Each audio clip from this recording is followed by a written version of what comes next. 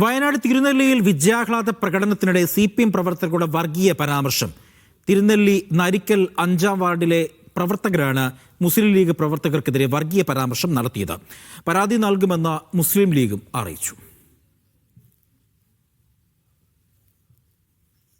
ഫൈസലുണ്ട് വിവരങ്ങൾ നൽകാനായി. ഫൈസൽ, ഇതെപ്പോഴാണ് ഈ സംഭവം നടക്കുന്നത്? ഇന്നലത്തെ വിജയാഘോഷത്തിനിടയിലാണോ ഇത്തരത്തിലൊരു പരാമർശം നടന്നത്? എന്താണ് അവിടുത്തെ വിവരം?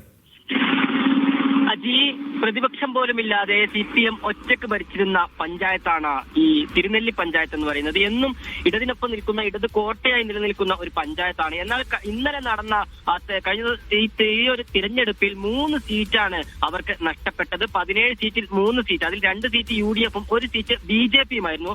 അപ്പോൾ എന്നും CPMന്റെ ഒരു ഉരുക്കു കോട്ടയായ ഒരു പ്രദേശത്ത് 3 സീറ്റുകൾ കൈവിട്ടു പോകുന്നു. അതേ തുടർന്ന് ഇന്നലെ ഈ വിജയാഹ്ലാദത്തിന്റെ ഭാഗമായി നടത്തിയ ഒരു പ്രകടനത്തിനാണ് വളരെ മോശമായ രീതിയിലുള്ള ഒരു പരാമർശം മുസ്ലിം ലീഗിനെതിരെ ഇവർ നടത്തിയിരിക്കുന്നത്. തിരുനെല്ലി നരിക്കൽ 5-ാം വാർഡിലെ പ്രവർത്തകരാണ് മുസ്ലിം ലീഗിനെ നമുക്ക് പുറത്ത് പറയാൻ പോലും പറ്റാത്ത തരത്തിലുള്ള വളരെ മോശമായിട്ടുള്ള ഒരു പരാമർശം ഇവരുടെ വിജയാഹ്ലാദത്തിനെതിരെ മുദ്രാവാക്യത്തിൽ ഉണ്ടായിരിക്കുന്നത്.